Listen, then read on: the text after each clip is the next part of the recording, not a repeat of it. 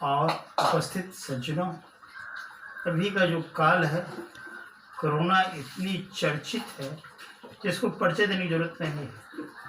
Corona के चर्चा में जहाँ कहीं कुछ सुनने को मिलता है, मानसिक रूप से इतनी विचित्र स्थिति कर देती है, जो इससे ग्रसित हो जाता है उसका क्षय नाश की स्थिति बनती है, अपमान कलंक का अवधारणा में डूब जाता है, दुर्गति होती है और विकृति के दायरे में रोग इस तरह उसको संक्रमित कर लेता है, दैहिक दैविक भौतिक, जो पता नहीं चल पाता है तो कहाँ से आया, कैसे संक्रमित हुआ। जबकि सामान्यतया लोग 2 गज की दूरी मेंटेन कर रहा है, मास्क व्यवहार कर रहा है, लॉकडाउन की परिस्थिति में घर में सिमट गया है, आवश्यकता अनुरूप मजबूरी में घर से निकलता है, फिर भी संक्रमित होते जाता है और कौन कहाँ अपने बीच से कब उठ जाए पता नहीं चल पाता है।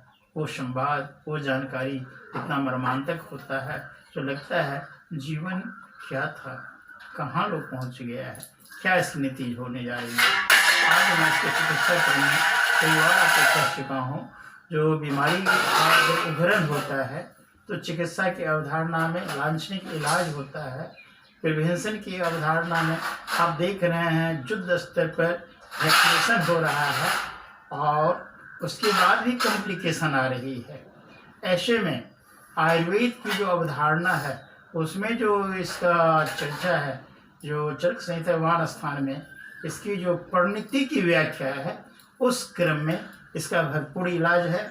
और आज मैं आप इलाज की ही आपसे बात करूंगा। क्रिया योगो निदान परिजनम, जिस कारण से ये होता हो उस कारण को दूर कर दिया जाए, बीमारी नहीं आएगी। दूसरा है स्वास्थ्य क्रिया पालनम बाघभट सूत्रम, जिसे मैंने आपको एक जादू की छड़ी के दायरे में दिया था। हितभुक मितभुक ऋतुभुक स्व आचरण संहिता पालनम, संस्कारगत स्व समावेशम, आत्मगत शरीर परिशोधनम, निषेध वृत्ति आहार विहार परिमार्जनम, योगादि मूल्यगत स्थापनम, शरीरी स्थापना करणम, संवर्धन पुष्टि पालनम, योगानुपालनम।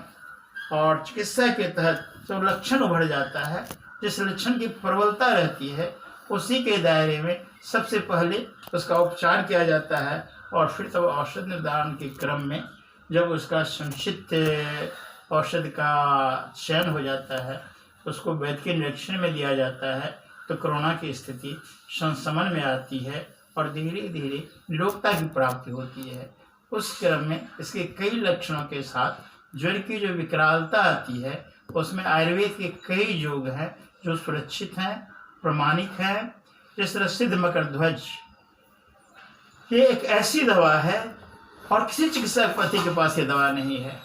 एक भारत का संस्कारित योग है जिसका विधिवत उपयोग किया जाए तो सारी बीमारियां का इसमें निषेध हो जाता है। उसके बाद जय मंगल रस आता है, किसी तरह के ज्वर में इसको दिया जा सकता है। सर्व ज्वर लो बृहत समान त्रिभुवन कृति रस, सुदर्शन घनवटी महाजोड़ांकुश, सम शंकर लो त्रिभुवन कृति रस, स्वर्ण वसंत मालती रस, पीयूष सिंधु रस, पूर्णचंद रस, महामृत्युंजय रस, महालक्ष्मी विलास रस, संसवनी बटी, ये सब आयुर्वेद की वो प्रमाणिक औषधियाँ हैं जिनके व्यवहार करने से किसी भी कारण से ज्वर आती हो वो अपने आप में निवृत्ति की ओर जाती है। आपकी प्रवृत्ति रोग से आपको घेरती है और आप जानते हैं, बार बार शोध कह रहा है कि इसके जो जर्म है, इसके जो वायरस हैं वो नाक के भीतर में चले जाते हैं, जो सामान्यतया नहीं निकल पाते हैं। उस क्रम में खडबिंदु तेल, अनुतेल, महासुगंधित तेल, तिल, नारियल, अभाव में सरसों का तेल, गोघृत मात्रावत प्रयोग किया जाए। खंडबिंदु तेल 600 बूंद है, गोघृत 2 से 3 बूंद है, इसको अगर लिया जाए। दिव्य धारा का प्रयोग किया जाए जिसमें अजवाइन सत्य है, पीपरमेंट है, कर्पूर है, तीनों को समान मात्रा में मिला दिया जाए तो घनसार की स्थितियाँ बनती है। इसका नासापुट पर लगाया जा सकता है। इसका अजवाइन सत्य हुआ, उसके बाद कर्पूर हुआ, इलायची हुआ, लौंग हुआ, गोल मिर्च हुआ और उसका अगर एक पोटली बना लिया जाए जिसको सुबह शाम सूंघने की स्थिति में लाया जाए तो भीतर अगर संक्रमण चली जाती है तो उसके गुण से, प्रभाव से उसका वहाँ समावेश नहीं हो पाता है। सहजन का प्रयोग, आंवला का प्रयोग, हल्दी का प्रयोग, उसके बाद लहसुन का प्रयोग, और उसी क्रम में भरपूर जिंदगी, जिंदा दिली का नाम है, मुर्दा दिल खा के जिया करते हैं।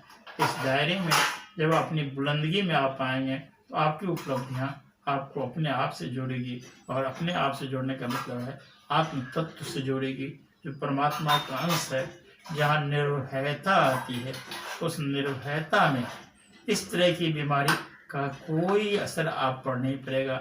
हमको विश्वास है जितना योग मैं आपको बताया हूँ, किसी योग्य वैद्य के निरीक्षण में जब जीने की स्टाइल में आप मौलिकता ले आएंगे, अपने आप से जुड़ जाएंगे, ये बीमारी आपका कुछ भी नहीं बिगाड़ पाएगी। इन्हें मंगल कामनाओं के साथ साधुवाद।